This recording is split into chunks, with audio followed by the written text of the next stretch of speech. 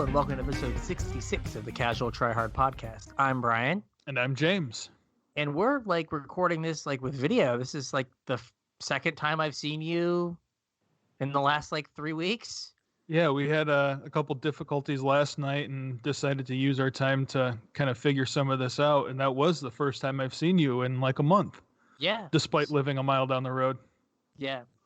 So we're trying to recreate the video magic that we usually have with Juan in the back of Myrtle Beach Games for our card evaluations of the new set. Yep, but instead of being in the back of Myrtle Beach Games, we are in our own respective lofts. Yes, so we're both hiding from the missus and recording in our upstairs. So we're gonna do our best. There's gonna be a little bit of a delay, so if there's some dead air, I'm sorry, because I'm just waiting on someone to talk. Yeah, I don't think it'll be too bad. We're kind of used to recording at least audio this way, so yeah, it might look different for the people who are tuning in to watch our beautiful faces, but the people that are listening in, it should really have no differences. So if you want to get at us on Twitter and tell us how we could have picked better cards, or tell us what cards you wanted us to talk about instead, you can get at us at Casual Tripod on Twitter. You can also get at us on Facebook at Casual Tryhard MTG for the same reasons, but I will yell at you and tell you that you should have piped up last week when I asked for these cards. Again, keep building that community, just yelling at people. This is great. It's great. You can also email us at show@casualtryhardmtg.com. And I want to take a quick second to tell everybody to go out and support their LGS as much as possible. I know I've been kind of driving the point home the last couple of weeks, but they cannot get through this without your support. Hopefully they get to open their doors up and, have a blowout weekend. But until then, they still have rent to pay and employees and bills and everything else. And they need to pay for all that inventory they got sitting on the shelf and all the new releases coming up. So if you can, support your local game store. If not, support ours. Myrtle Beach Games has pre-orders up for Ikoria right now. They've also been using this downtime to kind of catch up on their backlog of singles inventory. They've been putting in new sets every day. Check out their website at myrtlebeach.games if you want to order anything from them. I have been told that they will ship orders if need be, so check them out. Yeah, and if you want to see us, go to the Myrtle Beach Games YouTube page, and that's where this video will be, and there'll be card images so that you can follow along if you haven't quite figured out all the new cards yet. You also get to check out my glorious quarantine beard that hasn't been trimmed in forever. Yeah, I haven't shaved in a bit. I started to get a little fuzzy, and I got itchy, and I was like, I'm off this. I don't know how people do this. You got to put some product in it, man. A little bit of beard oil goes a long way. Oh, man, yeah. I don't have time to get new products, man. I think we mentioned last time that you have some extra time. I do. And so we're going to try to maybe stream, if not at least record some sealed stuff for the new set. We usually do a sealed video from Myrtle Beach Games. Yep. And we're going to try to do that, but do it on Arena so you can kind of get some sealed content and some sealed ideas. If it goes well, we are probably also going to do at least a draft or two and maybe some new standard stuff. So I've got it just so happens that my slashed work schedule coincides with me having the first couple of days that Ikoria releases off. So should be good timing. I'm going to get stuff done, so I should be free most of Thursday and most of Friday. So Perfect. We can do some stuff. Yep. So keep an eye out for that. We'll tweet it out or put it on Facebook if we decide to go live. And if we record stuff, we'll definitely put that out there as well. Yep. All right. So we're going to get into Ikoria and the cards that we like. We want to take 2 or 3 minutes and just go back over the mechanics real quick. We did a really deep dive last week. Yeah. About the mechanics, but we just want to go over them quickly now just to make sure everyone's on the same page before we start talking about the cards. Yeah, they're also pretty confusing mechanics, so don't feel bad if you don't get it right at first. I have a feeling as we go through these cards, I'm going to repeat this a couple times, but a lot of these mechanics I think are you're going to have to play with the cards to really understand how good and what the nuances of them are. They don't read very well on paper. I think you're actually going to have to use the cards. Morrow had to put out a correction for his blog about mutate because he even got it wrong. Yeah, in his defense, he said that mutate works differently now than it did when they were playtesting when he was designing it. So he got it right for what mutate used to be, but it is not currently the same as it was then. So it is really complicated. But So mutate is an alternate casting cost for creatures that allows you to cast it and put it either on top or underneath a creature that's on the battlefield. And that pile of creatures gets all the abilities of all the creatures in the pile, but only the power and toughness of whatever you decide to put on top. And only the name, color, and CMC of what's on top? And creature type. And creature type. Okay. That's kind of weird. It doesn't get the creature type from all of them. Yeah, I think if you like logistically, it'd be hard to know all the creature types in like the stack. Oh, that's true. Since you're only seeing the top card. Yeah. And you can only mutate onto non-humans. Correct. And most creatures that have a mutate have something that says when this creature mutates, do a thing. Yeah, like a triggered ability. So it's when you cast it for its mutate cost, or when you mutate onto that creature, you get this triggered ability. Right. So not if you just cast the creature as a creature. Exactly. Yep. So then there's Companion, Mm-hmm. which are legendary creatures that have a deck building constraint. Mm-hmm. And if your deck meets this constraint, you can reveal it from your sideboard. At the start of the game. At the start of the game, and it's effectively in your hand. I mean, it's not actually in your hand, but you can cast it once from outside the game. Yes. Yep. So there's a lot of these that have deck building constraints that are kind of crazy that won't see a lot of play. And there's some that are very good. Yeah, that are very kind of pushed. Yeah. The next thing is ability counters. What does that do? So they work kind of like +1/+1 and -1/-1 counters, except for instead of increasing or decreasing power or toughness, they give the creature a keyword. So a spell will give a flying counter, and then forever until that creature leaves the battlefield, it has flying counter, which gives it flying, or whatever keyword it gives that tracks with that counter. Yeah, there are 10, and they are listed on the screen for you. Yep. These are also going to, in the packs, there's going to be punch cards, a lot like we did with Amonkhet Hour Devastation, where the packs will have a punch card in them, and you can punch out these little keyword tokens to track on your creatures with. Yes. And then the last thing is a returning mechanic, a much beloved returning mechanic that I think a lot of people are excited about, and that's cycling. Cycling is a cost you can pay from hand. It'll say cycling and then a cost. Some cards cycle for 0, some cards cycle for whatever color mana. And basically you pay that, you discard the card, and then you draw another card. There are also a couple things that have like triggered abilities that trigger whenever you cycle a card or whenever you discard a card. That'll be act just like a normal triggered ability, but having to do with cycling. Yes. So now to the cards. Yeah, the cards, the fun stuff. We went and looked at the cards, mostly standard applications, but I did sneak a few like modern or like eternal playable things in there. But for the most part, these are for standard. Mm-hmm. And I haven't tried to say any of these cards before now. So as I'm looking at the first one and I'm like, Dranith Magistrate? Yep. Okay. Dranith Magistrate, you got it. This is kind of a hate bear. It's it is. 1 of the white for a 1/3. Mm-hmm. And it says your opponents can't cast spells from anywhere other than their hands. Yep. And when I first saw it, I thought, this takes care of casting stuff from the graveyard. But it also takes care of casting things from exile. Like, so after you have your adventure creature go on this adventure, you can't actually cast the creature side. Right. It also stops escape because you're casting from the graveyard. And I think we'll get to it later on. I think one of the ultimatums, you have to cast the card without you exile it and you cast it. So this turns that off as well. Yep. It also, in Eternal formats, it stops Cascade. Yeah. And like in Legacy, it stops Food Chain too, right?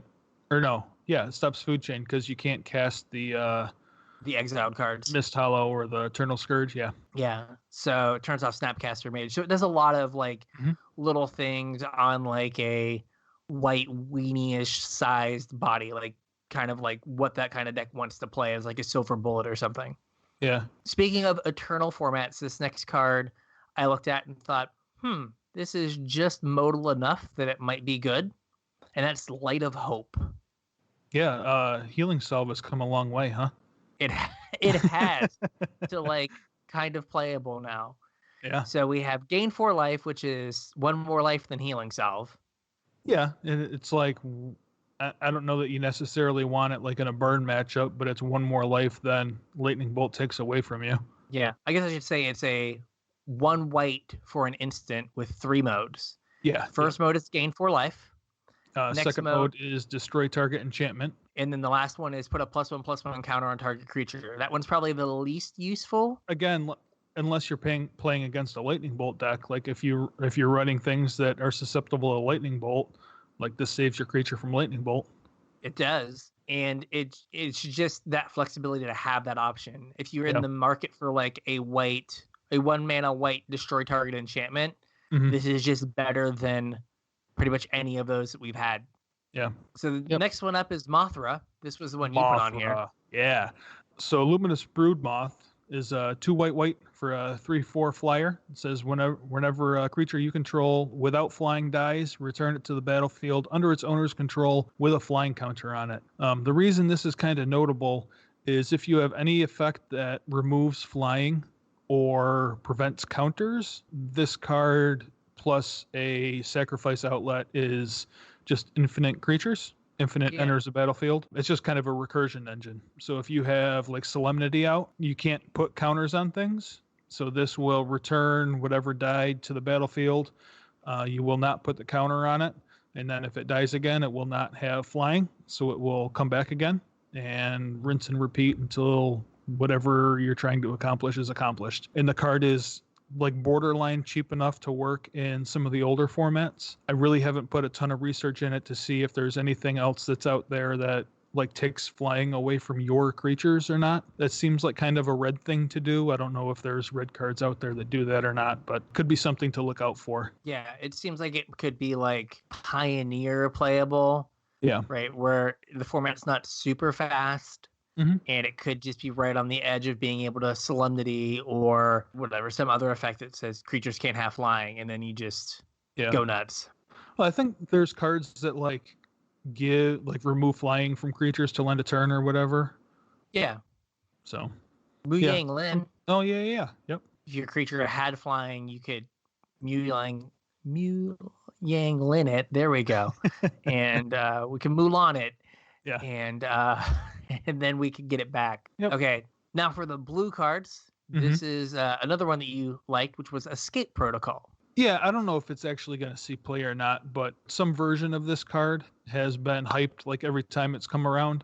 And I really haven't seen too many people talking about this one, so I figured we'd talk about it real quick. This card is almost Astral Slide, which was like a huge deck back in the day, and a deck that a lot of people love to play. It's a really fun deck to play.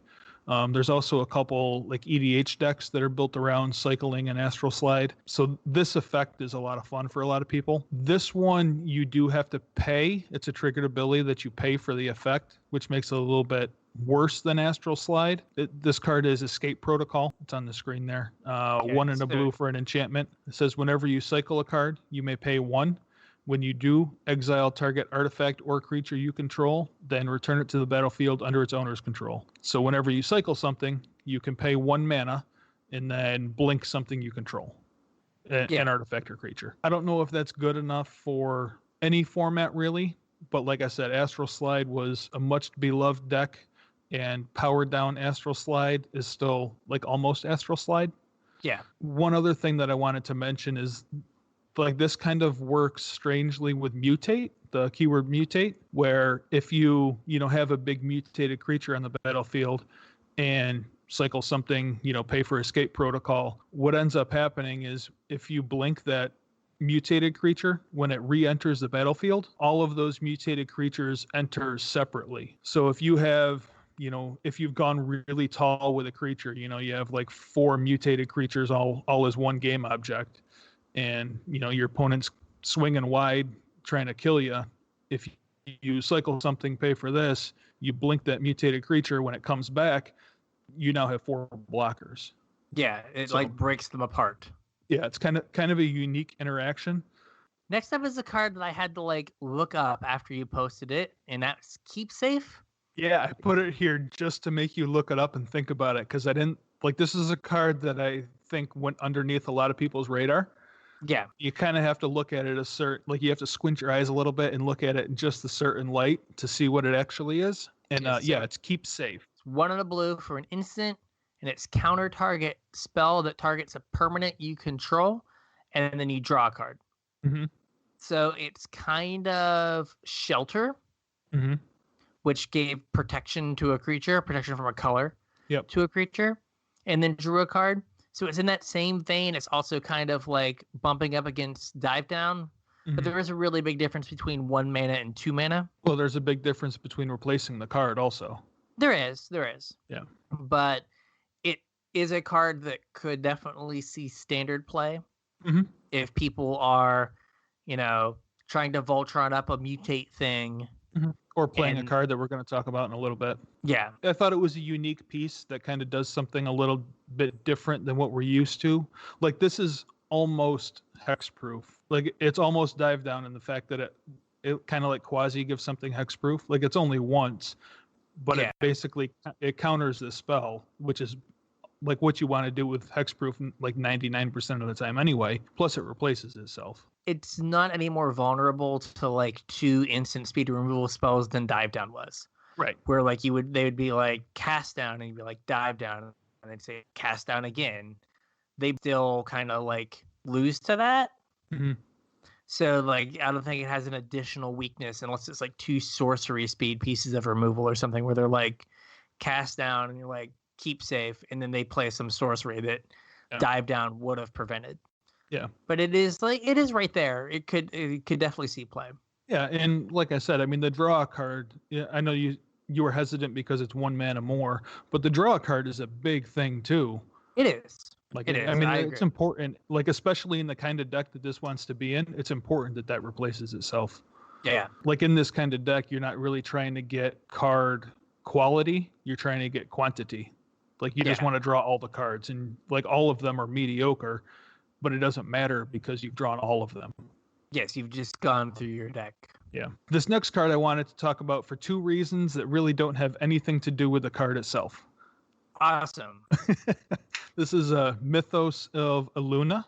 It's 2 blue for a sorcery. It's part of a cycle. There's a whole bunch of these mythoses, like 1 for each of the legendary mutate creatures. I wanted to point out the super sick Seb cave painting art. Like, the whole cycle has these awesome like cave painting style. This one is a clone. It makes clones of things. It makes a token that's a copy of whatever you're going to target with it. And it also says if green-red was spent to cast this spell, instead create a token that's a copy of the permanent, except it has when this permanent enters the battlefield, if it's a creature, it fights up to 1 creature you don't control. So it gains fight ETB. 2 blue clone. Right. A creature or permanent. A permanent, yeah. And then it's red, green, blue, have it come into play. And if it's a clone something, and if it's a creature, it fights. Yep. The reason that I wanted to point this card out also is because of the way that it works with mutate. When you clone a mutated thing, you're cloning the whole stack. You get all the abilities that are mutated onto that creature. Yeah. Even if like that creature leaves the battlefield, isn't around anymore, like if you spent red, green, blue, and cloned it and, fought their thing and killed it, your copy would still have all of the text from the whole mutate. Yeah. Which is kind of a little bit counterintuitive. So I just wanted to point that out. Really didn't have anything to do with this card in particular, but just the way clones work with mutate. Sometimes they have new mechanics and like you can feel like they took the set and they were like, maybe we won't do this thing because it's confusing. And this set, they were just like, oh no, we're doing all the confusing things. Yeah. So next up is Sea Dash or Octopus. Yeah, this card's sweet. Ninjatopus. So it's 1 blue for a flash 2/2. Yep. That has whenever this creature deals combat damage to a player, draw a card, and it has mutate for 1 and a blue. So since the creature itself has flash, it can mutate at instant speed. I do believe I had that correct. Okay. Mm-hmm. Yep. So this creature is kind of Ninja of the Deep Hours. Kind of. It's also kind of like Curious Obsession. It's weird. All the things it kind of is. I think it really will incentivize people to play like 1-mana 1/1 flyers. Mm-hmm. And there's a couple really good ones in Standard right now, like in blue and a couple in white. I mean, if you like end of your first turn, if you're on the play and you flash in Spectral Sailor, right, and then the next turn you attack, and then you flash in the Octopus and put it on your Spectral Sailor, it's now a 2/2, and it drew you a card. It's basically said it's putting a Curious Obsession on it. right. You're a little bit more all in because you don't have that extra mana to protect it, but you did just like draw a card. It is pretty solid, like in like a tempo-y blue-white or blue-red deck where you're trying to just stick the Octopus and then ride it to victory. Yeah, I mean, if you think back to like Mono Blue from, what was that, 8 months ago at this point, this is kind of the same game plan as that deck. And this is where that keep safe that we were just talking about, I think like this is part of that same deck. Yeah. You know, you flash out this Octopus, draw a couple cards, you know, play your keep safe to keep it safe. And then, you know, draw your card off that. And you're just trying to get all of the cards in your hand. And yeah, they're all kind of mediocre, do whatever, but you don't care because you just get all the cards in your hand. And like if you're blue-white, you also have God's Willing. Yeah, yep. Another way to force it through. So you have like all these like ways to protect your guy. Mm-hmm. And C-Dash or Octopus, unlike Curious Obsession, is just not a dead draw late in the game. Mm-hmm. Yeah, right? It's also like randomly a creature, so things like Dovin's Veto don't work against it. Yeah. And like this deck still gets to play Mystical Dispute. It has a lot going for it. Mm-hmm. Kind of cool. Speaking of flash creatures, which we were just talking about, that for the last like year and a half, Wizards has just been trying to push like a flash deck. Yeah. And they just give it an extra card every set. And this card is Voracious Great Shark is our current addition to the flash deck. Boy, is it great. It is 3 blue yeah. for a flash 5/4, which like a 5-mana flash 5/4 is good. Like that's very good. That's a limited card you would always play. Right. But it also has when it enters the battlefield, counter target artifact or creature spell. Yeah. So it's always a 2-for-1 because like this thing is always going to be a relevant body. Yes. Yeah. It's not like sometimes when you'd like flash in Frilled Mystic, like the body wasn't super relevant. You know, you got to counter their spell, but the body really didn't matter a whole lot. With a 5/4, that body is always going to be relevant. Yeah, and it's also like you felt bad flashing in Frilled Mystic unless you were getting value. Right. This, like, if they pass the turn and don't use their mana, you just flash in a 5/4. Yeah. And you're like, okay, here's a clock. It might not be like a full 4 of in like the blue-green flash deck. Yeah, it's kind of expensive. Be like a 2 of, like it's a conditional counter spell. I think we said it was like Essence Scatter and Annul. There's always one of those. Yep. And I know we talked about this really quickly before the show started, but on my way home from work today, so it's kind of a good thing that we didn't record yesterday because I wouldn't have thought of this. But this card kind of reminds me of Torrential Gearhulk. You know, Torrential Gearhulk had a little bit more versatility because it could pick like any card in your graveyard.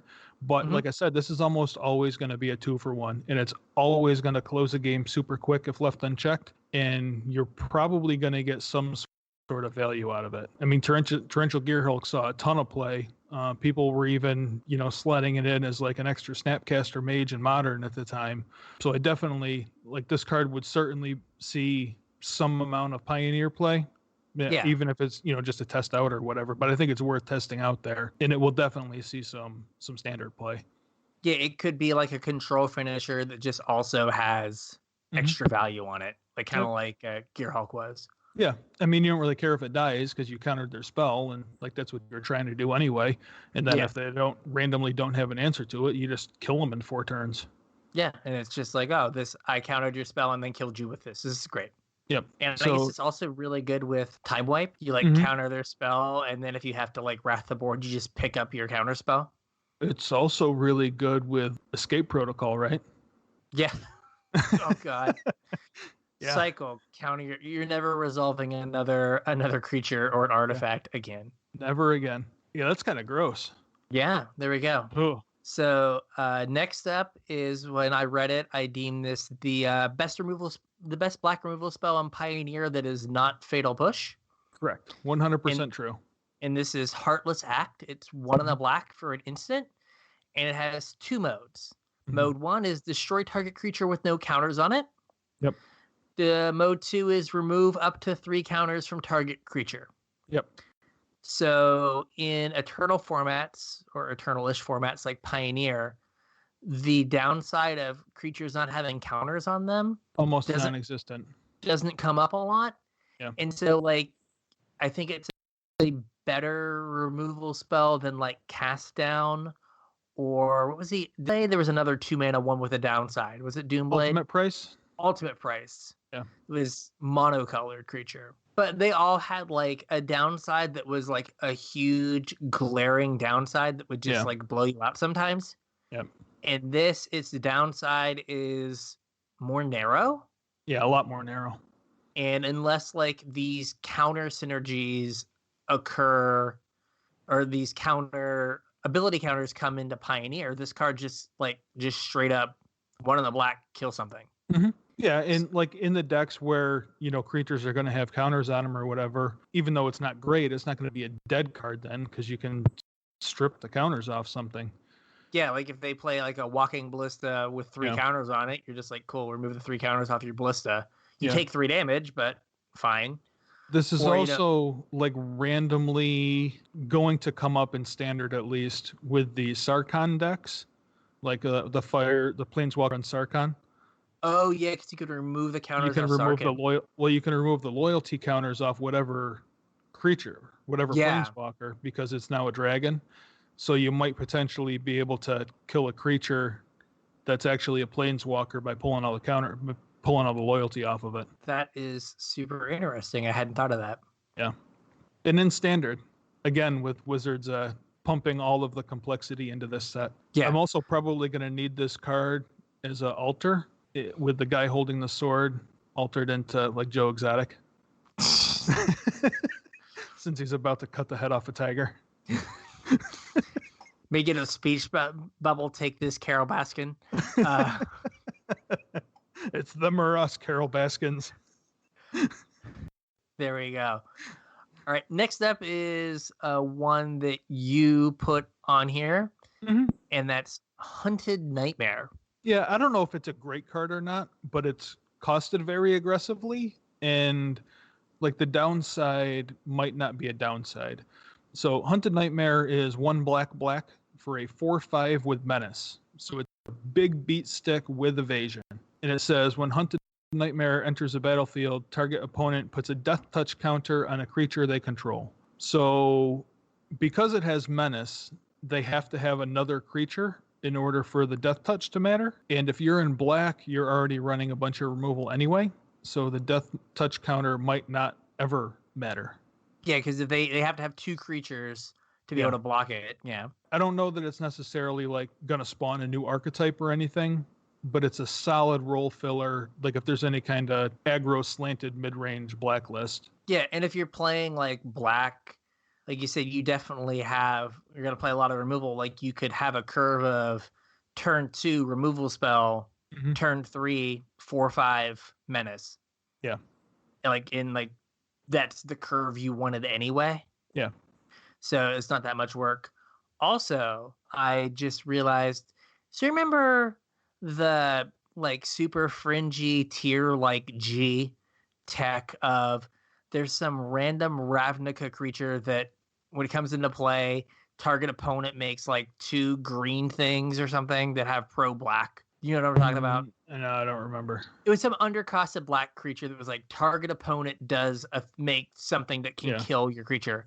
Okay. This is target opponent. So like if they like have a ley line out or some way they can't be you targeted, can't target them. You just it turns off their ability to do this. So like, this could be like, oh, I'm gonna play ley line against your Thoughtseize deck. Cool. Yeah. Hunted Nightmare, turn 3, beats. Let's go. How does this interact with Veil of Summer? Like if your opponent Veil of Summers, you can't target them, right? Yeah, so like you go to Thoughtseize them and they're like Veil, and you're like, cool. Hunted Nightmare. Let's go. Yeah, that works as well. Very strange. We're going deep here. Yeah, it only took them a year to print the counter to Veil of Summer. Yeah. Good job, guys. Yeah, I think I'd rather have Veil of Summer. Yes. Next up is another one of the Mythos cards with the sweet cave painting art. And this one is right up my alley. It's a Mythos of Nethroi. It's 2 and a black for an instant. It says destroy target non-land permanent if it's a creature or if green-white was spent to cast this spell. So it's 2 and a black, destroy a creature. Yes. Or black, green, white, destroy a non-land permanent. This came up in our chats. The templating's weird because you choose targets before you pay. Mm-hmm. So you can, especially like on Arena, be mindful of this. You can target a non-land permanent, I would say a non-creature, but if you don't have green, white, black to pay, you won't do anything. Right. You'll just put your card in the graveyard. Right. So even like in Limited, this is, if you're black-blue, it's destroy target creature for 3 mana. Which is still fine. Yeah, which is still fine. You 100% play that card. Yeah, but if you're Abzan, it's destroy anything. It's like Maelstrom Pulse, basically. Yeah, and that's what I had compared it to. A lot of times when you cast Maelstrom Pulse, sure, once in a while you're going to get to tag 2 things with the same name, but the majority of the time when you cast Maelstrom Pulse, like you're casting it just to kill one thing. You brought it in because it's a universal answer to planeswalkers, artifacts, enchantments, whatever. Most of the time when you cast it, you're only looking to tag one thing. And this is just Maelstrom Pulse at that point. So like in powered down formats like Pioneer Standard, this is like 99% of Maelstrom Pulse. Yeah, it is, a little restrictive on the mana, but we also for a while have like Paradise Druid. So you can be green black and still have access to white through Paradise Druid. Yeah, and there's also some other reasons why you might want to be Abzan colors. We're going to talk about them a little bit later. And I have in our show notes here that if Abzan is viable, this is like the best removal spell you can run. Yes. And I think that's what's going to determine if this card is good or not, is if Abzan is a viable deck choice. And we'll have to wait and see. They have kind of pushed all the 3-color, I guess, wedges. Yep. With some spells we'll get to here in a second. Yep. Next up is one of my favorite cards. It's one of Juan's favorite cards too. So it's Lead the Stampede. Is for those of you who don't know, it's a reprint. It's 2 and a green for a sorcery. Look at the top 5 cards of your library. You may reveal any number of creature cards among them and put the revealed cards into your hand. Put the rest on the bottom of your library in any order. In the right deck, this is just draw 4 or 5 cards. Yeah. When I saw it, I sent it to you because I was like, oh, elves. Yeah. This is 100% like the elf card. Yeah. Where you just get to reload because your deck is like 16 lands, 4 Lead the Stampedes, and then 40 creatures. Right. And you're always going to hit at least 3, if not 4 or 5. Mm-hmm. This also works favorably with the gods, because the gods are technically a creature when they're in your deck and in your hand, even though they might not be a creature when like they're on the battlefield. If a god is good enough to run for whatever the static effect is on the card, this will still find it. So like if you're like a Klothys or something, this will still find a Klothys. And in the Gruul decks, they really don't run many non-creature spells. They run a couple planeswalkers and some fight spells. But I mean, now you have some cards that, ETB and fight things. So maybe you don't even need the fight spells anymore. Again, going back to all the adventure creatures, that's true.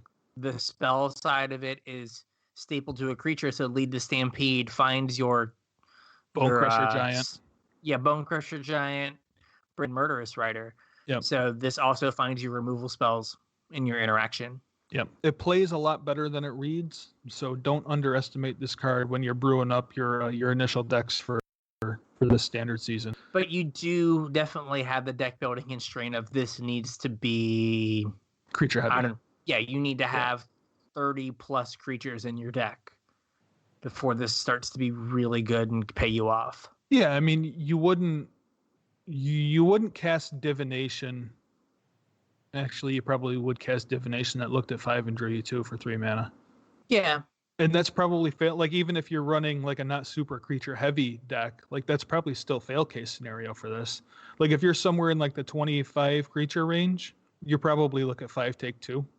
Yeah, which like Divination is questionable for constructed, and this doesn't help you hit your land drops. Right, but Divination doesn't look at 5 cards either. Yeah, but it's not like you get to select which 2 that you want. Right, like if it was, 3 mana, look at 5, pick any 2, then 100% this would be played. But being 3 mana, only take creatures. In the deck that you're going to play it, though, that's all you want is creatures. Yeah, fair. You're looking to refill your hand on, turn 5 or whatever. You're looking to draw a creature and then play it.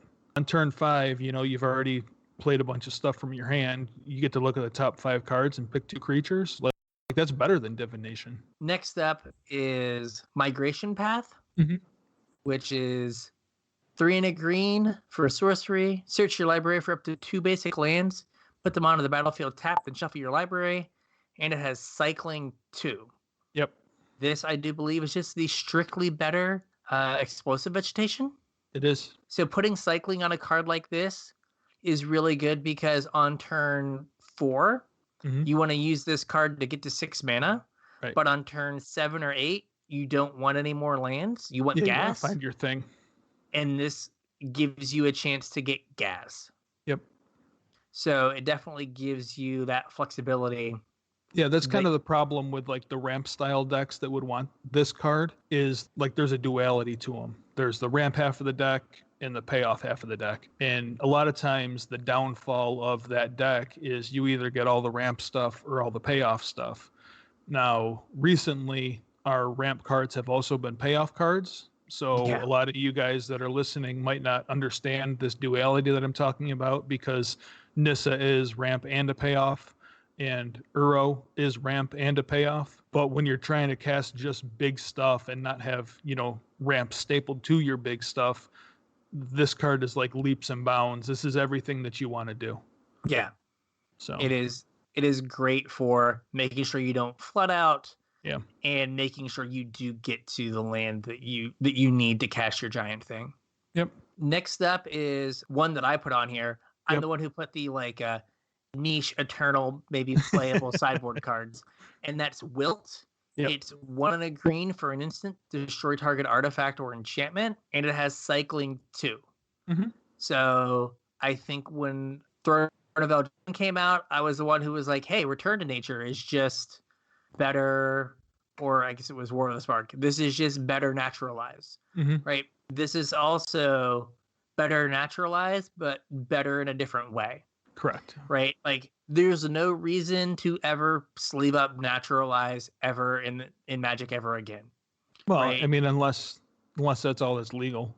Unless that's all that's fine. But in like anything that's not standard, naturalize is now like never playable. Right. Because now you have naturalize and you've brought it in your eternal matchup in modern for if they have a blood moon and you draw it and they don't have a blood moon and you're like, I need gas right now. Pay 2 mana, get rid of it.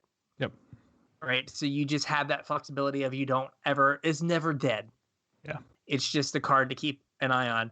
This is a card, and same with Heartless Act, that like get a couple foils because they're a card that is going to see play in older formats more than likely. Yeah. And those foils, if they're cheap now, they won't be cheap in like 2 years. Heartless Act in particular, I believe, is going to be an F&M promo. Oh, it is? Okay. Yeah, I think I saw that. So maybe that one, just grab the F&M promo or whatever. But that first card that we talked about was Light of Hope. Yes. Is another one that you might want to grab a couple foil copies of. Yeah, because it's a play in Eternal format. So. Yep. This next one I threw in here because I really hadn't seen anybody anywhere talking about this card until exactly today, and I kind of wanted to walk through it with you and see what your thoughts were on it. I know it's not really it kind of is a Brian card, but it's way more it says a James graveyard card on it. Yeah. So it's a Fiend Artisan. So it's hybrid Golgari for a 1/1 creature nightmare. It says Fiend Artisan gets +1/+1 for each creature card in your graveyard. So it's kind of Tarmogoyf, kind of Golgari Grave Troll. The Golgari Grave Troll is counters. Right. So it never changes. So it doesn't change, yeah. This is always looking at your graveyard to see how big it is. Right. Which in a dredge deck or like the kind of the standard Golgari decks that are just constantly flipping their deck into their graveyard, right? You could have a 2-mana 7/7 on turn 4. Right. Which is, very good. Yeah, really good. The other part of this card is what kind of makes it interesting. It's a X and a hybrid Golgari, and tap it. Sacrifice another creature. Search your library for a creature card with convert a mana cost X or less. Put it onto the battlefield. Shuffle your library. Use this ability as a sorcery. Okay. I feel like there's a lot of shenanigans you can do. Yes. I also feel like it might be too slow for like standard. Could be. It could be too slow. I feel like in like Commander or Brawl, where you might have more time, this is just something that's going to like get your missing creature combo piece. Well, whatever. I don't think you can think of this card in terms of what currently exists in standard. I think you have to think of this card in terms of what is going to exist. Yeah. So if we're talking about, some hypothetical Abzan list with Mythos of Nethroi and one of the cards we're going to talk about in a little while here, and this, actually two of the cards we're going to talk about in a little while, and this, I think that second ability is more useful when you can kind of make it toolboxy, where you go get a silver bullet, you go get your Dranith Magistrate, or you go get, whatever you need at the time. Yeah, Knight of Autumn. Yeah, sure. 4 mana, go get a Knight of Autumn. You get your value off of it, sack it, turn it into something else. It's almost it's pod. Almost, yeah. Yeah, they keep like making twists and like different, moves on like Birthing Pod. And this is kind of the next one where it's probably the most fair of them because you have to kind of pay the mana for the thing you're going to go get. Right, but you also don't have to work up or down. Like there's no chain that you have to worry about going through. You can jump anywhere you want. Yeah, you can take your 1-drop and turn it into a 7-drop as long as you have 8 mana. Right. So I think it's unique. Yeah. There's definitely some cards that are currently legal that play well with it. There's a lot of good self-mill stuff right now in Standard. There's a lot of good self-mill stuff in Pioneer right now. Yeah. So like Glowspore Shaman is kind of the natural thing you think of. It's like, okay, it's going to hit my land. It's going to put some cards in my graveyard. And there's a couple cards in this. There's one creature in this set that's just like, I think it's a vanilla 3/3, but when it comes into play, it like mills 3 cards over for like seemingly no reason in like the limited environment. Yeah, I mean, you also have like Mire Triton from Theros. Oh, yeah. That card's great. Like randomly mills too. I'd been playing Ashiok a little bit with like alongside Kroxa. Oh yeah. That's something you could do with this. Actually, this guy kind of works well with the Titans too. Oh no, because you can only do it as a sorcery. Oh yeah, you can't sack in response. You can't sack the Titan. Busted. Yeah, that'd be awesome. But also like you look at it and like my head, I was like, oh, it's a black-green card. It's not. It's a black or green card. Or a green card. So you can play it for black or green. It's also easier to cast like in your Abzan deck or your Sultai deck. It's easier to cast because it's not double black or double green. Exactly. You can go like Temple Garden into Godless Shrine. Right. And still be able to cast it on turn 2. Yeah, this is interesting. Like it's just, I think just being a big dumb idiot sometimes will be good enough. Like the turns where it does its Tarmogoyf impression and is like a 7/7. And you're just like, oh, I paid 2 mana to have the biggest thing on the board. Right. And I did something else is just going to be like, oh, this is really great. Yeah. Okay. Next up is one I put on here. That might breathe life into a modern archetype. It might spawn a pioneer archetype, and that is General Kudro of Draenith. Yep. So it's 1 white black for a 3/3 human soldier, and other humans you control get +1/+1. I would like to introduce you to the very first strictly human lord in Magic. Is it really? Yep. The other one that is like other humans get +1/+1 is a werewolf and flips over. Oh, yeah. Mayor of Averbrook. Mayor of Averbrook, yep. This is the first, like, I only buff humans in Magic. So, racist. Okay. Yeah, racist. Speciesist or whatever. So that's fine. Like, just making humans, it helps humans on that beatdown plan. Yeah, I mean, that's also like a reasonable cost for a 3/3 Lord, 3 mana. Yeah. Yeah, I mean, think of all the 2/2 Merfolk Lords that are like 2/2 for 3. Yeah. Whenever it enters the battlefield or another human enters the battlefield, under your control, exile target card from an opponent's graveyard. So it's just randomly graveyard hate. And it has pay 2, sacrifice 2 humans, destroy target creature with power 4 or greater. So you get to throw humans at monsters? Yeah, he can even throw himself as a last resort. Yep. He does not strike me as someone who's going to, based on his artwork, throw himself at anyone. Yeah, I don't think so. But quick, staple me to the ballista. It's fine. Having a curve in Modern of Champion of the Parish into Thalia's Lieutenant into this guy. Oh yeah, that's pretty good. And you're like attacking for 7 on turn 3. Yeah. Like that just seems good enough. Yeah. Where you just don't give them a clock. And, oh yeah, by the way, I get to eat your food for your Snapcaster Mage, or I shrunk your Tarmogoyf, or whatever. You just have this extra value stapled onto it. Like, you know, it might only get to be like a 2 or a 3 of because it's legendary. Right. And also, especially in like Modern, the fact that it's white-black, like if it takes some number of the Mantis Rider slots, it cleans up the mana some. Oh yeah, it does. You can actually cast your spells if you want to. Yeah, where you're 4-color humans as opposed to 5-color, if that's the thing. And then in Pioneer, you have Thalia's Lieutenant. You have Big Thalia. You have Big Thalia. Yeah. And you have this guy now. Yeah. So you have this like shell of a humans tribal deck coming together in Pioneer as well. So this card is just, it does enough that it could find a home in a couple different. Yeah. That last ability is interesting too because you can do it at instant speed. In response to a removal spell, you can turn, one of your other humans and whatever was going to die anyway into a removal spell for one of their creatures. Yeah, to push through damage or whatever. Yeah. Like, oh, you played your big blocker. Cool, I'll kill it. Now I can attack around your other thing. Yeah. One other thing is that like a lot of random tokens are humans.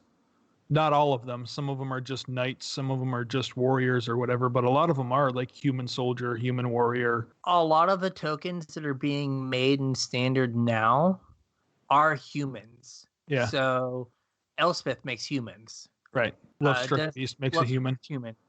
And part of it is because Mutate doesn't want you to put stuff on humans. Right. But this also helps with this guy and like the human sub-theme in this set. So just the thing to keep in mind as well, that like if you have this into Elspeth's making 2/2s. Right. That seems you pretty pay good. 2 mana and eat a big thing. Yeah. All right. So I know we don't hit the mythics too hard, but we were going to do like 4 mythics in a row. So we're 2 down, 2 more to go. So next up is Alunia, Apex of Wishes for 2 green, blue, red. Yep. And it says Flample, flying and trample, and it's a 6/6. So it's a 5 mana, 6/6 flying trample. Yep. Seems decent. Whenever this creature mutates, exile cards from the top of your library until you exile a non-land permanent card. Put that card onto the battlefield or into your hand. And it Seems has pretty good. mutate for 3 blue hybrid red-green. Okay. The mutate cost, you play it in like a blue-green deck, or you can play it in a blue-red deck. Which is interesting that they did this for all of them, that one of the mana symbols is hybrid. So its mutate cost is a little bit more, but it like has super cascade. Does the mutate cost fall in line with the ultimatums? Like for this Teamer one, does the Teamer ultimatum have triple blue in it? It does, yes. Okay, so that might be why they did it that way. They based each wedge off of a single color. Okay. So like the Teamer ultimatum is red, blue, green. Yes. And so this is, has that double blue, like has in the line blue, with that or whatever. And Yeah. okay. But so for 6 mana, you can just mutate this and you're going to basically cast something for free or draw a card, which seems kind of great.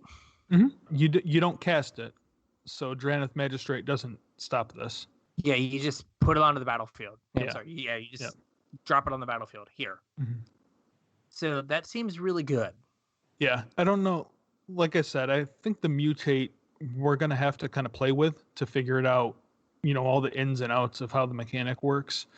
That's kind of why I left a bunch of these off of our review, unfortunately, because I just don't know how mutate's going to play. I can't wrap my head around it. Sure, if mutate's a thing, this sounds great. But if mutate's not a thing, it's a Doom Whisperer. It's a Doom Whisperer that doesn't sort you cards or whatever. Yeah.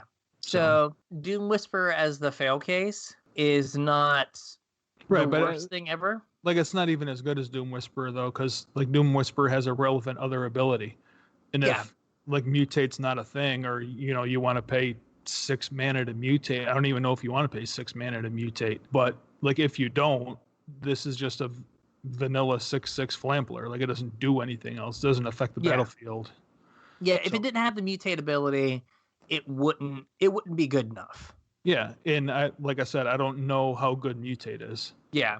It's one of those things that you can't really read and say, oh yeah, that's good. Like I have no idea if it's good. Yeah. So the next one is Brokos, Apex of Forever. And it's make sure I get this right. I wanted to say it's the same thing. It's 2 black, green, blue for a 6/6 trample. Yep. And it has mutate for 2 green hybrid blue-black. Yep. Its mutate cost is basically the same as its casting cost, 5 mana wise. Right. The last one was 6 mana, so this is 1 less than the last one. Yeah. And this has, you may cast Brokos Apex of Forever from your graveyard using its mutate ability. So this I kind of looked at as going into the same decks that would play Uro, where instead of them being Bant, they would be Sultai. Well, I mean, ours was Sultai anyway. Yeah, ours was Sultai anyway. Yeah. Where you're playing Cavalier of Thorns, filling up your graveyard, and you just kind of flip over a Brokos, and you're like, oh, okay, I'm going to turn my Mire Triton into a 6/6 Death Touch Trample. Yeah. Yeah. Where you have creatures sitting around and you just basically draw one of these out of your graveyard. Where if you're playing a creature heavy deck, it's just like, oh, I get to bring this guy back and throw it on something. You have to have something to put it on, but you just get to have it. Yeah. See, this one's kind of unique though, because it doesn't give you like a mutate trigger. Yeah. It just lets you mutate out of your graveyard. And again, I don't know how good that is. I mean, it's great if you're playing things like Mire Triton that don't really matter in the late game and you're just looking to upgrade them. Sure, this is a great way to upgrade your Mire Triton or whatever. But like, you're not going to mutate your Kev Thorns into Brokos. No. You're not going to mutate your Uro into Brokos. Like, it just doesn't do anything except give it trample. Yeah, which, I mean, giving your Uro trample is fine. That's not worth 5 mana. Yeah, that's what I mean. It's fine, but it's not really what you want to be doing with your mana at that point in the game. Yeah. But I guess it's better than doing nothing with your mana sometimes. Yeah, I really didn't find myself doing nothing with my mana, though, with that deck. Fair. But Now, I picked these two in particular, Mhm. and we'll talk about the ultimatums we've kind of touched on. Yeah. Because they're blue-green, Mhm. like 5 mana is the new 3 mana. Right, for those decks, yeah. Yeah. Or, the mutate ability that's 6 mana, that's the new, that's the new 4 mana. Yeah. Where those decks ramp so hard, you could see games where you go, Paradise Druid into like Growth Spiral into turn 4, put Illumina, yeah, Aluna. Illuna, yeah, onto your Paradise Druid, Yeah. and then put Anissa into play. Oh yeah, that's fantastic. And you're just like, and you concede now, or do Right. you want to go through the rigmarole of Yeah. thinking you could win this game? Yeah, and that was actually something. The next card we're going to talk about is another mutate card, and that was kind of something I had in our notes about the next card. Is that, those mutate cards want something really good, especially the more expensive ones. They want something really good to have been down already, that Yeah. you can easily mutate onto. Something like Paradise Druid. I don't think a lot of these mutate cards like slot cleanly into a deck that currently exists. Like, so we were just talking about Brokos, like maybe wanting it in our casual tryhard Sultai list, Yeah. but I don't know that it slots just cleanly in, because there's not a ton of things that you want to mutate onto already. You want to kind of add things in like Paradise Druid that have a relevant protective keyword that come down early and help you in the early game. And then once you mutate onto them, they're a house. And I don't know that there's a ton of those decks that exist right now. You kind of have to change the way you build them a little bit. Yeah. So that next card that I was referring to was actually one that one of our Patreons wanted us to talk about, and it's Parcel Beast. So Parcel Beast is 2 green-blue for a 2/4 with Mutate. Mutate cost is a green and a blue, and it has an activate ability of 1 and tap it to look at the top card of your library. If it's a land, you may put it onto the battlefield. If you don't put the card onto the battlefield, you put it in your hand. It's like ramp sometimes. Kind of. Yeah. It also is going to upgrade anything on like turn 3 that you put it on. Yeah, again, like we were just talking about with like a Paradise Druid. This is the prime candidate to put on a Paradise Druid. Yeah, where you're just like, all right, here's my 2/4 hexproof guy. You can never get through this. Right. And then randomly, like on their end step or whatever, you activate its ability. Like if shields are down, you activate the ability, ramp yourself, draw a card, whatever. Yeah. So. And it is another like reason to play like a million lands in your deck. Oh yeah, this definitely, like if you're playing this and Growth Spiral and Uro, like you want to be running a 30 land deck or like 28 to 30 lands somewhere in there. Yeah. So I was just flipping through real quick, and I was like, what are the hexproof nerds that we currently have? Mm-hmm. And Barkhide Troll. Oh, that's interesting. Where you play Barkhide Troll, then you play Parcel Beast, Mm-hmm. you have mana up, and you have a 3/5 pay 1, remove a counter, give it hexproof guy. Like that seems pretty decent in the early game. Yeah. Also, randomly, a lot of these mutate things are elementals. Oh yeah, you. Whew. Yeah. You get to play your Risen Reefs, but when you mutate something, they don't trigger enter the battlefield abilities because they don't enter the new. It's still the same object on the battlefield. It like Voltrons, but it doesn't. So like if you have a Risen Reef and you put a Parcel Beast on it, right? You've not put an elemental onto the battlefield. Correct. So you don't get to look at your top card. Right. Which just goes against like everything elementals wants to do. And everything you've ever been taught about Magic. I put card from hand onto the battlefield. So I get my enter as a battlefield? No. Sweet. So yeah, Parcel Beast is like, a reasonable mana sink. What was that Druid? It was like 1 and a green for a 1/3, and you tapped it, and if it in your top card was a land, you have to put it in your hand. What was it? I don't remember. I have it in my arena sealed, but this is something similar where you have to pay mana, but you get to put it on the battlefield if it's a land. Yeah. Next up is a card that's going to go into a deck that is I don't think good, but it could get good. Well, it's kind of the same deck we were talking about earlier with Ninjoctopus and Keep Safe. Yeah. And this is Skycat Sovereign. Mm-hmm. So it's blue-white for a 1/1 flyer, elemental cat. And it gets +1/+1 for each other creature you control with flying. So it gets really tall. Yeah. And has an activated ability of 2 white blue, create a 1/1 white cat bird creature token with flying. So it makes itself tall. It makes itself tall, and then makes a bunch of 1/1s. Yep. Like, if the blue-white flyers deck can be a thing, like this slots into like where Hushbringer is currently sitting in that deck. Yeah. Where like Hushbringer is like whatever. Like sometimes it hoses them, and sometimes they play a turn 3 Uro when you have a Hushbringer out, and they just get a 3-mana 6/6, right? And you lose. Like, but a curve of 1-drop flyer into Empyrean Eagle. Yeah. Where you're attacking for like, 6 on turn 3. Yeah. Seems good. Like they have like no time to get their feet underneath them, and then you're playing, a cheap counter spell, or you're playing Keepsake. Ninja Octopus. Yeah, and you Ninja Octopus them the next turn. You're like, they're like attack. You're like, okay. Ninja Octopus. Yep. Sigh. Okay. You got me. Octopus got me again. Got me again. So this is another one that it could be a 50-cent rare. It could be like a $3 rare. Yep. But it's just one that if like, especially like on Arena, if you're someone who plays the blue-white flyers deck, this card just slots right into that. Mm-hmm. The next set of cards is the Ultimatums. Yeah, I figured we'd just talk about these kind of all at once because there's been a lot of people making comparisons about them. Yeah. So I thought it'd be easier if we just talked about them kind of all at once and maybe put a ranking on them.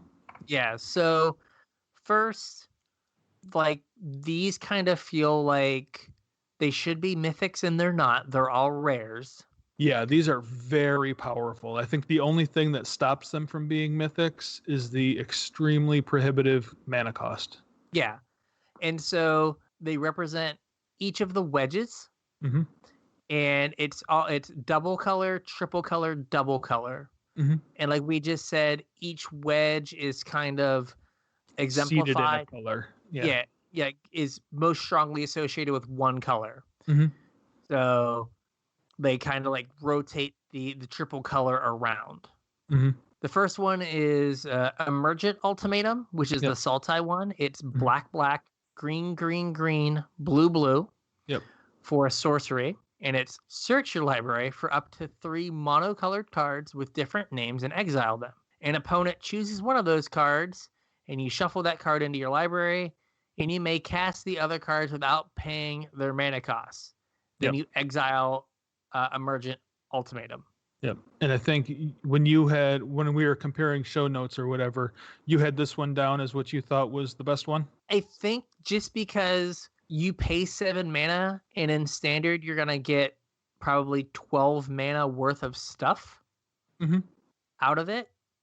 So I just feel like that's going to be a stronger, just a stronger thing. Like the fact that you get to search your deck for whatever monocolored thing you need. Yeah. And then play it. And I know that your opponent gets to pick one of them. But if you search for, I don't know, the big 7 mana mammoth that's a 6/6 that fights something when it comes to the battlefield. Oh yeah, was it Thorn Mammoth? Thorn Mammoth, and then you search for the monkey in this set that's like a 7/6 that fights something when it comes into play, and when it attacks, it destroys an artifact or enchantment. And an Agent of Treachery. Oh yeah, that's gonna be a hard one. What do they give you? Yeah. Right, it's like, well, if you have creatures, you're gonna lose a creature. And you can get like Villas with this, right? Oh yeah, you can get Villas. Yeah. Right, so like there are just so many things that you're just like, none of these are good for you to give me. And you can just get whatever thing you need at that point in the game. You can be like, oh, I want like Anissa, an Agent of Treachery, and fill in the blank. And well, they can't give you the Nissa because if you untap, they lose the game. Right. And they can't give you the agent because you'll just take their best thing. Yeah. And they can't give you what the other thing is because it deals with whatever issue you're having right now. Yeah. So, and again, kind of like with the mutate mythics, it's blue and green. Mm-hmm. Like you're gonna be able to consistently cast this on turn 5. Yeah. So I kind of think that this next one is the best one. Okay. I 100% understand what you're saying, and I agree with you. You're not necessarily going to get the same mana advantage you are with Emergent Ultimatum, where you pay 7 mana and you get 12 mana worth of stuff. But with Eerie Ultimatum, the Abzan one, it's a white, black, green. Return any number of permanent cards with different names from your graveyard to the battlefield. This one plays a lot grindier game, I think. Instead of winning the game all on one turn, you're gonna get a Planeswalker, your Fabled Passage, a Wicked Wolf, whatever you've already used that game, you just get to put back on the battlefield and do it all over again. And you don't give your opponent the choice. Like it's just gonna happen. And I think it's also important that this doesn't specify creatures. It's just permanents. So you get back. It kind of fills a similar role to, like, remember those old Seasons Past control decks? Yeah. That were just like black-green, looping Seasons Past over and over again. I think this kind of fills a similar role as Seasons Past did. I think that a more like reasonable, more modern analogy is Command the Dreadhorde. Oh yeah. It's limited to your graveyard, but you're not gated by life. You're just like, hey, I've got. Realistically, it's only 1 more mana than Command the Dreadhorde. I think the thing with this one is it does require like more setup, right? Like there are times where you're gonna draw it on turn. You're just gonna be in your opening hand. Yeah. And you're gonna be like, all right, I need to aggressively trade stuff to make this do anything. But if it does get to do something, it is really good. Like this could go into a deck that is the 4-color command deck, where, but instead of playing, some of those same things, you're on Cavalier of Thorns and Tamiyo, where you're just trying to turbo flip your deck over, and then you want to go Tamiyo down to get my Eerie Ultimatum. And then next turn, like you have a counter spell, or I'm going to put, 15, 20 mana worth of stuff onto the battlefield. Yeah.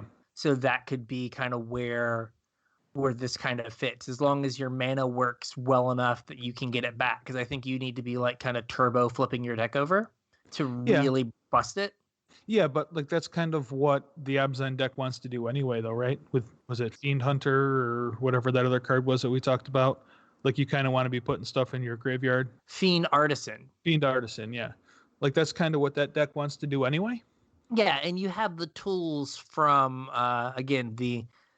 from the Ravnica block with the Golgari creatures. And like this deck probably also wants to play Elspeth also. Yeah. Which is another like mill. Yeah, you just get her back either with this or by escaping her. Yeah. Yeah, so there it's are interesting. things you can do. Yeah, that's a deck that I think I want to mess around with a little bit, see if it's any good.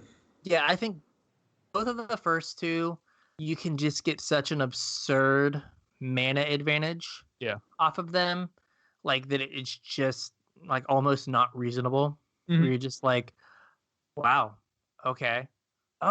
Emergent Ultimatum, it's not permanent. It's 3 monocolored cards. So you could just like get Command the Dreadhorde and just put all the cards in your graveyard on the battlefield. You could get like, cast 12 mana worth of stuff and put 22 mana worth of stuff on the battlefield. Yeah, you could also get like Bolas's Citadel and then pay 7 life to cast another one of these off the top. If you did that to someone, they just have to scoop up all their cards and just be like, I'm done here. I can never play Magic again. Yeah. This is awful. That kind of does lead me to something else that I wanted to say about these ultimatums. And that's that, at least for these first two, like the next two that we're going to talk about in a little bit different context. But at least for these first two, there is like a finite amount of these that you want in your list. You don't want to play either of these as a 4 of. Like, you don't want to ever look at your opening 7 and see one of these in it, because there's no way you're going to cast it on time. You of little faith. Like, we're in a world where we've been casting Hydroid Crisis for 12. Okay, so maybe Emergent Ultimatum. I don't want to see Eerie Ultimatum until like turn 8. Yeah, because Eerie Ultimatum is, you need more setup. You either need to have filled your graveyard, or you needed to have the time to, like you said, trade resources and then just all of a sudden like catch back up. I know we skipped over the Abzan, whatever it is, the Mythic Mutate guy, but that one is when it comes in, when it mutates, you get to put 10 power worth of stuff from graveyard onto the battlefield. So seems relevant. Again, seems. Yeah. So these first two can give you a big mana advantage with some setup. The next one is also can give you a huge mana advantage, but it requires you're rolling the dice a little bit more. Yeah. And this is Genesis Ultimatum, which is green, blue, red. This is the teamer one. This is a teamer one. Look at the top 5 cards of your library. Put any number of permanent cards from among them onto the battlefield and the rest into your hand, and then you exile it. Seems decent. So this is encouraging you to play a lot of permanents, first of all. So you're playing a creature-heavy deck. This, again, you're going to lean on Brazen Borrower and Bone Crusher Giant. Yep. It'd be your cheap interaction that also lets you like hit them with Genesis Ultimatum. So it's always draw 5. Yes. But then sometimes it's draw 5, play 3 of them. Yes. Yeah. It lets you play lands, so it like also ramps you. Yep. But I just feel like it requires a little more. It's a little more spin the wheel. Yeah, which is kind of why I lumped it in with the next one, Inspired Ultimatum, is the Jeskai one. It's a blue, red, white. Target player gains 5 life. Inspired Ultimatum deals 5 damage to any target, and then you draw 5 cards. Yes. It's kind of why I lumped these two together, because they do somewhat similar things, and I think that they both need to be tested out in a Fire's shell. Yeah, they could be really good if you... That is like you get to 7 mana with your Fires, and then you're just like... All of reload. Yeah, reload, or put like 2 Cavaliers and a Kenrith on the battlefield from your Genesis Ultimatum. Yeah, that draws you an Inspired Ultimatum that you cast for your second spell that turn. Yeah. I don't know if you saw the cartoon, the meme about Inspired Ultimatum. No. Where it was like a group of people putting their hands in. It was blue put in its hand. It was like draw 5 cards, and red put in its hand. It was like deal 5 damage, and white put in its hand. It was like gain 5 life. And everyone just glared at white. Like, this is the one that the first 3 we talked about, like, it was kind of like a mush of what those colors did. Individually, right? Yeah, they were all things that each of those colors could have done. Or it was kind of like a combination of things. Yeah. This one was like, red deals damage, white gains life. Okay, cool. Like, it seems like this is the least inspired of the designs. I see what you did there. Thank you. Yeah. But it just seems like, well, what does blue do? It draws cards. What does red do? It deals damage. What does white do? I guess it gains life. Okay, cool. So it just seems odd, like, compared to all the other ones, it was like, oh, these are like kind of like a hybrid of what everything does. This one was just like, check off the laundry list and be done. It seems like that one's probably the worst. I guess you can't complain too much about a 7 mana draw 5. No, I think the Mardu one's the worst, the one that we haven't talked about yet. But again, like I said, I think the reason that I lump both of these together is I think that like there is a reason to try out like a different Fires list where you're more like the new Explosive Vegetation and Fires. So you're like, cast your Fires, second spell for that turn. The new Explosive Veg gets you to 6 mana. Land for turn. Your first spell's Inspired Ultimatum. Knock something off the board. Draw 5 cards. Oh, you found your Genesis Ultimatum. Cast that. Fill up your battlefield. Kenrith, Cavaliers, whatever. Yeah. Clown someone. Yes. Yeah, like that deck will just end a game. Yes. Like there's no like you taking 2 or 3 turns after you stick your fires to end a game. Like that will just end the game. Yeah, you're just like, yep, I did everything. Yeah. So I think there is, something there. I really haven't. We were Thought about it. talking, before we were putting this episode together, we had talked a little bit about how we're both a little bit checked out right now. This was kind of a really weird spoiler season for both of us because of, what else is going on in the world right now and kind of how they rolled the spoilers out and, a bunch of little things that added up to both of us being a little bit checked out. So I haven't spent a lot of time looking at what people are brewing up right now, but I'm also not oblivious to the fact that, social media is covered and, all of these decks people are working on. I really haven't seen anybody working on a new fires list. Yeah. So And I'm not saying it's not out there, but like that's where my mind went when I saw both of these cards. yeah, and I mean with fires, the fact that the mana is prohibitive is not a big deal because you don't care about mana cost. Yeah, you don't care at all. You're just like, all right, cool. So yeah, so okay, then you have the last one as the worst one, which is Ruinous Ultimatum. Yeah, it's red, white, black. So it's the Mardu one. Destroy all non-land permanents your opponents control. Yeah. Which is good. Which is good. Like a one-sided Wrath is always good. Yeah, I mean, it's Plague Wind, right? Yeah. And Plague Wind is like 7 mana? Yes. 5 black? Okay. Or is it 7 black? It's something ridiculous. Yeah. And this is just like harder to cast Plague Wind. Yeah. This seems like one that if you cast it, you win the game. It's 7. Plague Wind is 7 black. Yeah. And it's destroy all creatures you don't control. Okay. So this is all permanents, but all permanents. A lot of times that's going to be the same thing, though. It is. This one's probably, from what I've seen, seems like it has a home and commander. Oh, okay. Where like you just, Maybe.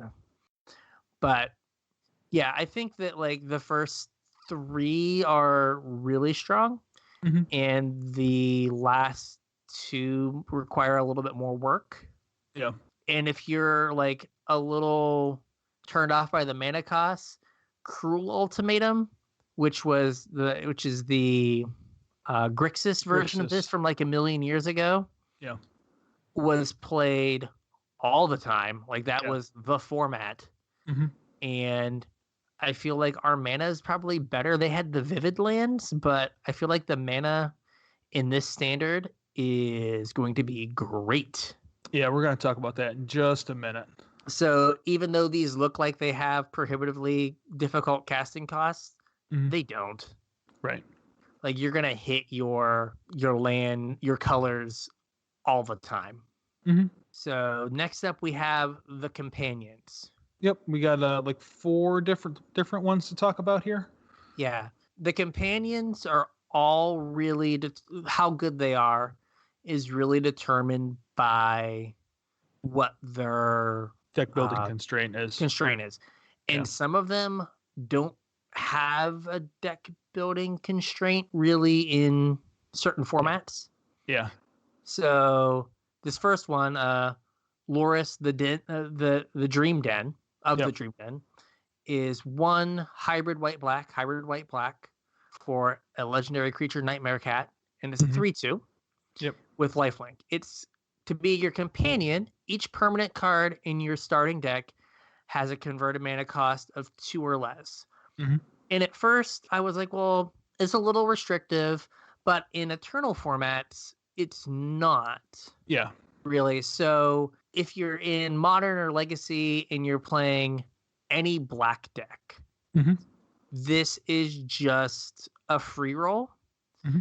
Other than like the card that kind of like might punish you is like Gurmag Angler or Liliana the Veil. But all of your Death Shadow decks, or if Grixis Delver can get by without like its 2 Gurmag Anglers because it always kind of has an 8th card that's opening hand. Like this card is really good there. I realize that being a green-black depths player, there's not a card in that entire deck that costs more than 2 mana in the main deck. So this is just a free card. Yeah. Yeah, and you can cast 1 permanent spell. So you can like play your Hex Mage to kill a Planeswalker, then play this. Cast it. get your Hex Mage back. Yeah. Or they've killed your Elvish Reclaimer. Yeah, like, you get to get that cool. back. Get to get it back. Or they got rid of your Sylvan Safekeeper. Yeah, it's just kind of a free value engine in like Eternal formats, where if you can make maybe a few deck building constraints, this card is it's just a free roll. So I'm gonna go a little bit off the rails here. Okay. And I'm gonna assume you haven't listened to Vince's video today. I have not. Okay. So Pleasant Kenobi was talking about how this card is just kind of absurd in Legacy and Vintage. Yes. Because you can crack an LED, cast this, recast your LED, and it's just 2 free Storm. Oh. And in Vintage, you can crack a Lotus, cast this, get your Lotus back. So this card is just a free card all of the time. Yeah. Also, one of the things that he mentioned was in Vintage, they don't ban cards. They restrict them. And you restrict this to 1, and that's all you need. And yeah, you just don't play it in your main deck and leave it in your sideboard, and the restriction did nothing. Because it's always the 8th card in your deck. They already banned Underworld Breach from Legacy, but could you imagine? Yeah. You crack your LED, you bring this guy back, you get back your LED. Oh, man. And then the next turn you play your Underworld Breach from the graveyard? Yeah. And you just go off? Or you like... On like turn 2, you have 2 lands. You're like, LED, play this guy, get back my Underworld Breach, go off. Yeah. What do you do? Yeah, this card's absurd. This card works reasonably well in Standard because the 2 or less permanents, 2 or less CMC for your permanents is a deck building constraint. Yeah. But in Modern, Legacy, and Vintage, it is not. Right. Like you said, really, like in any black deck, what you lose is Gurmag Angler and Lily, both of which there may be other options for. Yeah. So, yeah, this card is crazy. Yeah. The next card is more of a standard card. Yeah. And it's your boy, the Karuga. Dino Hippo. Yeah, Karuga the Macro Sage is a 3 hybrid blue-green for a 5/4. Companion constraint is your starting deck contains only cards with CMC 3 or greater and lands. So you're going to be taking the first 2 turns off. But you're going to be playing Love-Struck Beast, Brazen Borrower, and Bone Crusher Giant. Correct. So you're not really going to be taking the first 2 turns off. Nope. When Karuga enters the battlefield, you draw a card for each other permanent you control with converted mana cost 3 or greater. So Love-Struck Beast, and Brazen Borrower, and Bone Crusher Giant. Yeah, all of the things that you're incentivized to play alongside of this, you get to draw a card for. Or if you're black, Murderous Rider. Yep, Murderous Rider works too. So you just basically all the adventure creatures that you were going to play anyway cost 3 mana. Yep. And this guy's just like, cool. He's begging to go on an adventure. Yeah, he just wants to come out of your sideboard zone and draw you some cards for like going like bounce your thing, play my Brazen Borrower, play whatever the adventure side of Love-Struck Beast is, Love-Struck Beast, play this, draw 2 cards. Yep. Like that's the curve it wants you to have. It wants you to cast 4 spells with 2 cards and then replace those 2 cards. Pretty much, yeah. Yeah. So it's standard playable, probably. Yeah, I don't think it's going to see play like in any of the Eternal formats. I mean, it's probably Commander playable, EDH playable. You know, it's a different blue-green adventure deck than the, what's his name? Edgewall Innkeeper, Lucky Clover deck. Well, yeah, because you can't play either of those cards. But it's a deck that could, that still is going to use your adventure creatures to, a good value. Oh gosh, this is another one that I didn't look to try to figure out how to say its name. Gigantha. There I go. Yep. The Wellspring. Yep. So it's 4 green-red hybrid for a vanilla 5/5. Kind of. And its companion is no card in your starting deck has more than one of the same colored mana symbol or one of the same mana symbol in its casting cost. Yep. So it wants you to play a whole bunch of gold cards that don't have double colored pips. Or colorless things that don't have Sure. mana symbols. So Well, the reason I put this on here was Arielax lost his mind Okay. and just started tweeting all the modern decks this went into. Yeah. Is this good in Tron? You just always have a 5/5 in your opening hand? Yeah, that's true. I mean, it's Is just it- vanilla at that point, but yeah. Grixis Death Shadow? Always have a 5/5 in your opening hand? Okay. Like, there's just I don't have the whole list of these things memorized. I think there aren't any things with double colors in humans. I don't know. Is that worth giving up a sideboard slot though? Like just for a vanilla 5-mana 5/5? I think like that is the trade-off. And I think the problem is we don't know how powerful it is to always have 8 cards in your opening hand. Right. Right? Like that is It's also something that's not easily measured. Yeah. Like there's no way to quantify like where that 8th card is coming from over the course of a game, you know what I mean? Yeah. Which is going to make it hard to evaluate. But I think it's something that in a lot of decks, if you like have 14 sideboard cards you're sure of, your 15th sideboard card is just one of these if you meet the deck building constraint. And like this guy seems to kind of fit in a lot of places. Like Lily makes it so he doesn't fit in Jund. Right. And I think Lily's too good to get rid of. But yeah, 100% I would rather have Lily than this thing. Yeah. But like you're not, there's a lot of decks that you don't realize that you're just like, oh, there's no double colored things in this entire deck. Okay. Yeah. I guess this is just a free roll in my red-green deck. Yeah, I really hadn't thought of it that way. I was thinking more like the Niv to Light decks. Yeah. Where this is just, all of your cards like have different mana symbols anyway. Mm-hmm. And this just lets you cast a Niv Mizzet for free. It does. Yeah, you just play this and then you get your Niv mana. Oh, I guess we forgot to say, you tap it and add Wooburg. Yep. And this mana can only be spent, can't be spent to pay generic mana costs. Right. So it can only be spent to pay for colored pips. Yep. So it does just cast a Niv Mizzet for free. Mm-hmm.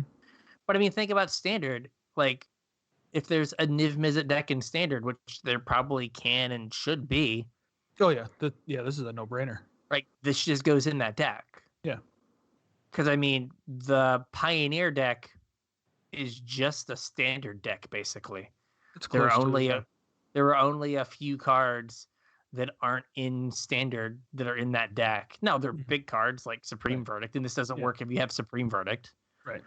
But, it's not too far off from just being able to like always have this. And that's something that's also weird. Like they were talking about this on limited resources, right? So let's say you have this, or you have one of the ones we are talking about that are like kind of like, just a big dragon effectively, right? Mm-hmm. Oh, on turn 6, if I have this deck building constraint, like, do you just play like 18 or 19 lands in your limited deck? So like you always know you're going to hit your 5th mana for this guy? That you always know on turn 5 you're just going to slam your 5/5 every single game? Yeah, that's something right? I hadn't really considered most of these for limited. Yeah, that's interesting too. But like, I mean, in standard, right? Like if I told you every game you're going to have a 5/5 in your hand. Yeah. Like you're like, oh, okay. So this is going to be really unusual to see kind of how this changes deck building and the way we think about things. Yeah. So the next guy is like a puddle of jelly? Yeah, there was one more that I wanted to talk about. It's Umori the Collector. Yes. Is a legendary ooze. So we finally get ooze tribal. There we go. It's a 2 hybrid black-green, hybrid black-green for a 4/5. Its companion deck building constraint is that each non-land card in your starting deck shares a card type. So planeswalker, instant, sorcery, creature, artifact, whatever. As this enters a battlefield, you choose a card type, and spells you cast of the chosen type cost 1 less to cast. I think that, again, just like our Dino Hippo friend. Yeah. This is really incentivizing you to play adventure creatures. Yeah, 100%. Right? You're like, oh, Murderous Rider, creature, also has Swift End stapled to it. Meets my deck building constraint.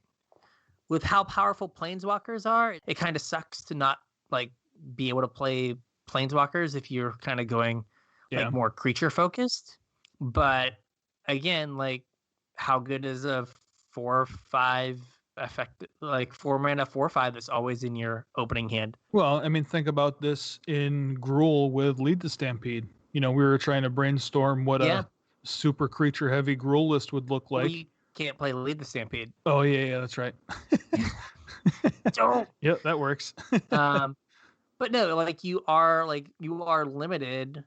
Yeah. But like with how good creatures are, I don't know how big of a limitation it is. Right. You can play a deck that is green black adventures, the like old version. I think the biggest, it is a loss was Vivian was kind of the only non-creature that was in that deck. Yeah. Right? You play a deck that is Edgewall Innkeeper, Lovestruck Beast, Murderous Rider, Questing Beast, this guy. Rankle. Like, yeah, Rankle, you got a stew going. Yeah. And like the turn afterwards, you don't realize until you've played with it a few times how powerful the spells you cost of a chosen type cost one less. Yeah, that's way better than like a tapping ramp card. Tapping for 1 mana. Yeah. Right? Because, on a given turn, that can be 3 mana. Right, or more. Yeah. You play this, and then your turn 5 is like, you play 2 Paradise Druids and a Questing Beast? Cool. I guess I win. Yeah. Probably. So, yeah, this one in Eternal formats is probably not gonna fly, though this just is your companion. Oh no, because Humans has Aether Vial. Right. But it's close. It is close. So there might be a deck where this is just like a random free roll commander. Elves. Oh no, Elves has lead. Dang it. We'll come up with something. Elves also has Collected Company. Yes, get back to me. We'll come up with something. We'll find something. Yeah, this is another one that is something that, especially in Standard, I don't think it's going to be too hard to make an all-creature deck, especially with the fact that all of our creatures have, like, fight, destroy an artifact, and a million other things stapled to them. Yeah, they all got a spell stapled to them somewhere. Yeah, so you get all that interaction in your creature slot. Yep. So. Just a couple cards left to go over here. All right. The next one is one of the strangest cards I've ever seen in my life. Yes, the art's cool. The art is super cool. It is the Ozolith? Sure. However you say that. It is a 1-mana legendary artifact that says, whenever a creature you control leaves the battlefield, if it had counters on it, put those counters on the Ozolith. At the beginning of combat on your turn, if the Ozolith has counters on it, you may move all counters from the Ozolith to target creature. Yeah. Weird. Very strange. So it's worth noting that this copies all counters on whatever creature it is. So if it has +1/+1 counters, it'll take those when the creature dies. If it has keyword counters, like the new ones from this set, flying, death touch, whatever, it takes those. If you have a planeswalker that has turned into a creature, it will take loyalty counters. You're just trying to get all the value from Sargon you can. Well, like this card just reads so strangely that it kind of begs you to think of all the weird things you can do with it. Yeah. So it could work in older formats with the like Hardened Scales decks where you just make like a giant thing. Yeah. Super weird card. Yeah. That can only do super weird things. It is certainly a combo piece, though. Like, if the deck doesn't currently exist, at some point in Magic's future, it will. So this is one of those cards that I am going to put a little pin in up on my wall that says, if this card is cheap, buy 100 copies of it. Yeah, just in case. Yeah. So with Mothra, back at the beginning here, like, when does this take the counter off, and when does Mothra check to see if it has flying? Like, that I don't know. I'm assuming that it doesn't work the way I want, where I don't know. It dies with flying, and then it leaves the battlefield. This takes its counter, but it's already in the graveyard when it takes its counter. Well, I don't know. Are they both replacement effects? I think. Well, this one's not a replacement effect. It's not replacing where the card goes. It like puts the counter somewhere. It's weird. So whatever. So Yeah. Luminous Broodmoth is whenever a creature you control without flying dies, return it to the battlefield under its owner's control with a flying counter. These are both replacement effects. They are both when if. Okay, so can you order them? I have no idea. I don't know either. Judge. Yeah, someone smarter than us. Yeah, I'm not sure. I should have asked this before the show started. I assume it doesn't work the way I want because Twitter had not melted. Yeah, and they're also like both in the same set at the same time. Yeah, that would be a huge oversight, but yeah, I give you Sahili, Felidar Guardian, for huge oversights. So the card was weird, and I thought it was worth mentioning. It is super weird, and it does feel like it should break somehow. Yeah. It should just go away. One of the things that I had asked in our group chat that I don't think anybody ever got back to me about was, does this do the weird, like, Hangerback Walker walking ballista thing, where when the creature dies, it looks at its last, because it dies as a state-based action, it looks at the last way it was represented on the battlefield and still has a counter on it. So if you, like, pull the last counter off of a walking ballista to shoot somebody, do you get the +1/+1 counter? Yeah, would this get the counter? I don't know. That one's weird. Yeah, I don't know either. I do know that if your walking ballista died because you put -1/-1 counters on it, you would get the +1/+1 counters and the -1/-1 counters. Right. Because they never had a chance to blip. Yeah, they never had a chance to cancel each other out. Magic. Yeah, very weird. All right. The next set of lands here are kind of absurd. They really are. They're just everything. Yeah. So we're getting new cycling lands that aren't the other half of the cycling lands we got in Amonkhet. But they kind of are? But they kind of are. These are tri-lands. So there's one for each wedge that we talked about. Sultai, Abzan, Jeskai, Temur, Mardu. They all have basic land types. So they're fetchable for when that matters. They all enter the battlefield tapped, and they all have cycling 3. Yeah, a trip down memory lane. Mm-hmm. The tri-lands, the tapped cons tri-lands were standard playable. Mm-hmm. You played them in Abzan, you played them in Jeskai. Yep. They were just playable. Mm-hmm. These are infinitely better. Yeah, like the old tapped lands might as well be obsolete right now. Yeah.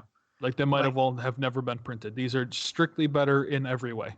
Yeah. The fact that they're fetchable does not matter at this very instant, but we are going back to the place where fetch lands came from. We're not getting fetch lands in Zendikar. They might be coming somewhere to a commander product or commander thing near you, because why do you put the basic land types on these? Like, do we really care that much for the castles? Well, I mean, maybe. I don't know. Care that much for the castles? I don't know. But so the fact that these are tri-lands makes all of your ultimatums, they go from like uncastable to trivial. I can do that. Yeah, they're just totally trivial to cast now. Yep. And because you have your cycling lands, if you're playing blue-green X, you play 28 to 30 lands. Mm-hmm. Because, right, your growth spiral always wants you to have a land in your hand. Mm-hmm. Yep. Uro always wants you to have a land in your hand. Yep. And then late in the game, when you draw this and you wish you drew gas, you just pay 3 drew mana. gas instead, yeah. Yeah. And like 3 mana is a big cost, right? But when your deck is 30 lands, it's not that big a cost. Yeah, you've got 10 mana on the battlefield, right? And I guess all the forest ones also tap for 2 because of Nissa. Oh, because they're forests. Yep. Yeah. Yeah, that's relevant. Yeah, and all of the black ones trigger Dread Presence. It's not gonna happen, man. It's just not. It's not gonna happen. I know. I know you've been dreaming big for a while, but that's just not gonna happen. Now these are sweet though. And the alternate art ones, have you seen those? They're really nice. Whew. Yeah, I'm gonna have to get play sets of all of them. They're all gorgeous. Like Dredge played like one or two of the red green cycling lanes. Mm-hmm. Like I feel like you just play the teamer one. Yeah. Because you get access to blue to like occasionally cast like a stray Narcomoeba. Yeah.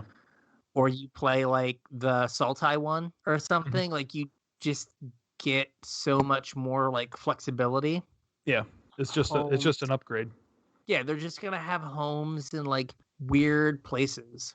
Mm-hmm. So like everywhere like a cycling lane showed up before, like in In blue lands, they play black. the red green one sometimes. Yeah, might just play this. I was gonna say in Inverter of Truth, Mm-hmm. right? Like this could open up like some sideboard cards that you wouldn't have access to in blue black. Yeah. Because you just get like green stapled onto your blue black cycling land. Yeah. Yeah, these are gonna show up all over the place in weird spots. Mm-hmm. So yeah, these are great. If you get these and hold on to them, they are going to just see play all over the place. One thing that we noticed with the last couple of collector packs is that it really drove down the price of foils. Yeah. So because these are going to be so playable, and if the price of foils is being driven down with collector packs, I would try and pick up as many of these foils as you can, or the alternate art ones, which I think are gorgeous. Yeah, I think the alternate art ones are going to drive down the price of the like regular pack foils. Pack foils, yeah. Just because people are going to want that artwork in foil. Mm-hmm. So Could I be. mean, if you think about the example we talked about a while back when I was looking at Oxyvagonus, mm-hmm. the like full art foils or extended art foils were like 35 or 40, and the pack foils were $5, yeah. It was like, oh, I guess I'll take a pack foil then. These ones are though different just because the alternate art is so good. Yeah. So, just off mic, we had a podcast meeting, and we decided that we're super deep, and we got too excited for all the new cards, and we should probably call this a show soon. Yeah, we're going to wrap it up. We had a whole big segment planned about Arena and the state of the game that was just announced and all of the changes that are coming, but that's going to lead to a really long show. So we're going to clip that out of this episode. We will talk about it next week alongside all of our like release weekend Arena type stuff, and we'll just do an Arena only episode next week. Yeah, we'll talk about, the sealeds. We'll talk about everything that was new with the new update, and just make that all of that, because none of you are driving to work right now, so you don't have 5 hours to work on a podcast. Yeah. So, but we know about the Arena stuff. There are a lot of changes, and we too are excited for them. So we will get to them. Very excited. With that, I think we covered all the cards that look super cool. Mm-hmm. And all the ones I thought were cool. Yeah. There was isn't there another like green black legendary guy that's super cool that I didn't talk about? I don't remember. I think there is. I keep forgetting bounty counters on me, things. The 1/3, and if something dies with the bounty counter, it deals 3 damage. Something like that, yeah. Yeah. So there's a lot of stuff going on. So we narrowed it down to the million cards we talked about. Yeah. So if you're interested in the Arena stuff, check in next week. If you want our opinions early, you can tweet at us at Casual Tripod. Yep. You can hit us up on Facebook at Casual Tryhard MTG. If you want to shoot us an email, it's show@casualtryhardmtg.com. Make sure you tune into our social media over the next couple days, and we'll let you know if we get something up on stream or if we get some content recorded for YouTube or something like that. We're going to try and do something these next couple days, so make sure you stay tuned for that. I want to take a quick second and thank Juan again for all his super hard work producing this episode, and thank Myrtle Beach Games for sponsoring this episode, I guess. Again, like I said in the beginning, if you guys don't have a local game store to support, feel free to support ours. They have a growing singles inventory online. Should have just about anything you need at this point. I think he's up through doing it alphabetically. Sets beginning with R, I believe he's up to. So a good Okay. chunk of the way through. So check that out. Yeah. Everybody stay healthy. Yeah, stay healthy, stay inside. You have a good reason on Thursday to stay inside. You can just Good play reason all to the stay arena inside you all want. weekend. Well, I mean, other than like death. But yeah, Well, there's sure. arena. There's new stuff on arena. You can stay inside all weekend. Yep. So with that, I think we'll catch you on the interwebs. We will catch you on the interwebs.